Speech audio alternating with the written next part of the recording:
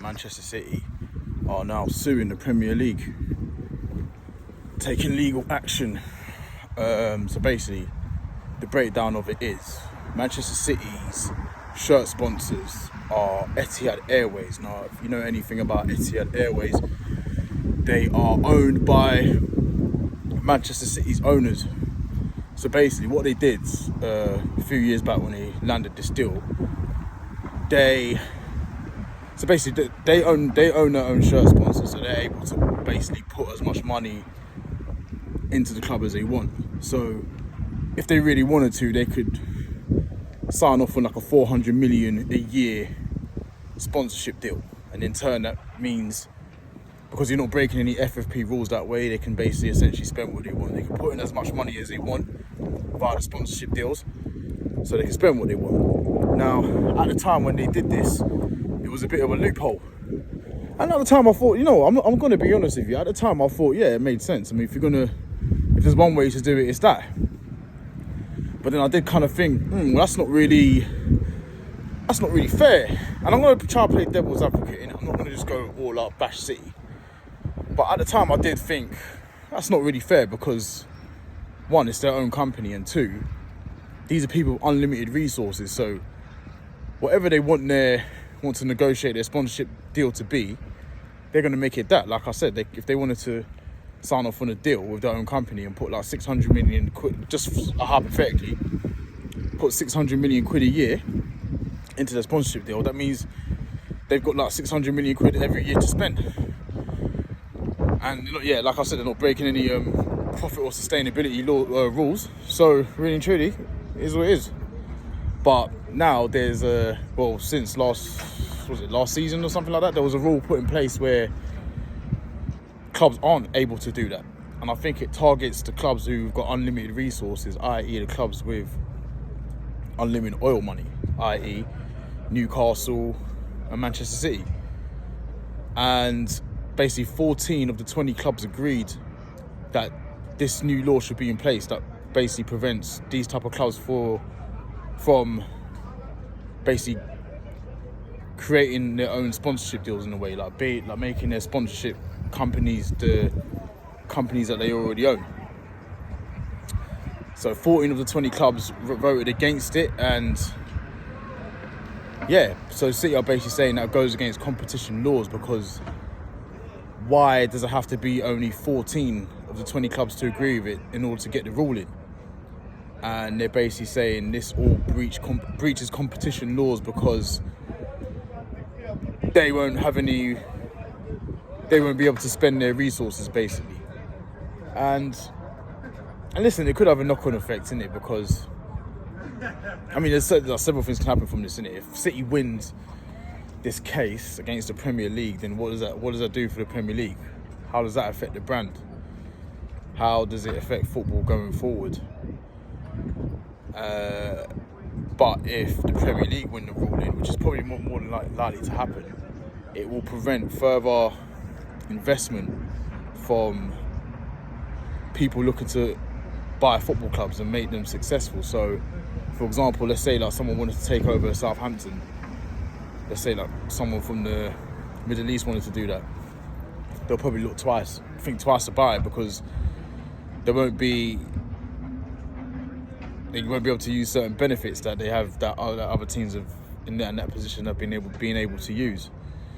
So, I mean, look what's happening with Newcastle at the minute. I mean, they've got like the richest owners in world football by a distance, but at the same time, they can't really, because of FFP rules and the new regulations put in place, which City don't think is fair. Newcastle aren't able to. I mean, they have to sell players before they even look to buy more players.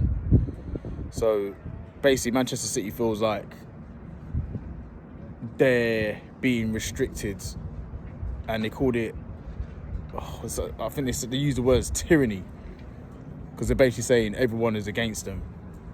Basically, so they're saying everyone's ganging up against them to get them to not be as powerful as they would like to be, and basically allows the league to be a little bit more competitive, because it means that listen, if someone like City's resources are limited, then, or if they try to limit what City can do with their resources, should I say, then it's less likely they're going to continue to dominate, and there'll be more of an even playing field. Now, I get on City's point of view, they're going to say, well, hang on a minute, why are we being stopped from trying to bridge that gap between them, like, for example, between themselves and the likes of Manchester United? Their argument is like, basically, how are we ever going to bridge that gap if we can't pump money into what we're doing, into our projects? I mean, they see that as the only way of possibly bridging the gap and becoming as big of a team or club as Manchester United, who have basically been they've basically been like a dominant monster of a club that's had years and years of success, decades and decades of success, that City are not going to be able to catch up to anytime soon. And they're basically saying, how are they going to bridge the gap? And how is any club going to bridge the gap to the elite if these rules are in place? So yeah, man, I just feel like, because on the flip side of that, you can say this kind of stops it from clubs with all the money, with all the resources, to just come in and dominate and win everything, and the majority of the clubs, like mid-level to smaller clubs, get left behind. So this obviously prevents that from happening. And if you're one of them clubs, let's say like a middle of the road club, like, I don't know, like a Brentford or Brighton or something like that, they're not gonna really want to see teams like City get even more powerful, whilst their clubs get left behind. But there's two sides to it, because like I said, on the flip side, if a club like Brentford do get to, like, if any like investors from wherever do have any interest in investing in a club like Brentford, because there's going to be so many restrictions to what these people can do with their resources, they're probably saying like, well, City don't win this case, then what does it mean for any other club that's got ambition, or any other people any other investors that have ambitions for a club that they want to purchase? I mean, I see both sides to it, but I'm on the side of there being more of a level. Like, I don't think it's even fair in the first place to financially dope a football club. I mean, you take a team like City, you take a team like PSG. When it comes to finances, no one's ever gonna be able to compete with them. And like, these like Middle Eastern owners that loads of clubs I can imagine would long for, like, these Middle Eastern owners are only gonna take over certain clubs. You know what I mean? So that gap won't get bridged anyway.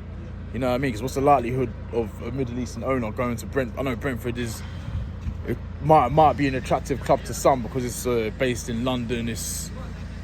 But that's all it is. Brentford is a small little community family club on the face of it, and that's no disrespect to Brentford, but it is what it is. It's who they are. So it's very unlikely that they'll be getting taken over by anyone anytime soon anyway. But let's just say, what if there was? I mean, we've seen it happen with Newcastle. Newcastle don't look like they're going to win the Premier League anytime soon. I mean, they're going to have to sell Alexander Isak, they're going to have to sell Bruno Guimaraes because of FFP, and they got all the money in the world. It's interesting, man. I'd love to see what's going to happen. I don't necessarily want to see City get relegated and taken out of the picture and thrown into League Two, but I do think they do need to be, because remember, this is separate from the case of the 115 charges. This is completely separate, but some people believe that this is just a delaying tactic, and they're only doing this because they know what's coming. And I even heard that this is a way, if they win this case, then the whole 115 charges will be out the window, because it would have meant that they're not breaching any FFP rules. It sounds complicated, but it's not. When you actually break it down, I understand it, like what's going on here. It's not actually complicated. I'm probably making it sound more complicated than what it is.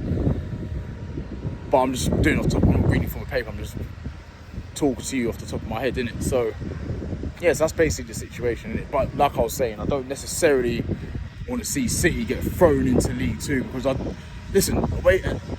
away from the corruption and the fraud and everything that they've been accused of, it's like on the pitch they do bring a level of competition that makes the Premier League what it is.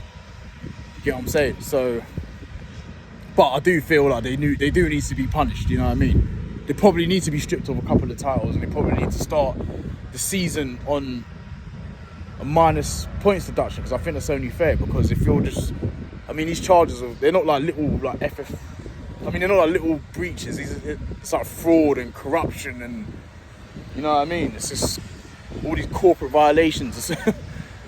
So yeah, so if that's what they've been doing all these years, and let's be honest, it has allowed them to be in the position where they are now. So it has brought them success. So essentially the cheating that they have done, if you want to call it that, is the reason why been so successful over these past 10, 15 years, isn't it? So yeah, I do think they deserve to be punished in some sort of respect, but I wouldn't necessarily say that they should be thrown out of the league altogether. But I do think something needs to happen, especially if we've seen Nottingham Forest and Everton being like done twice over lesser charges.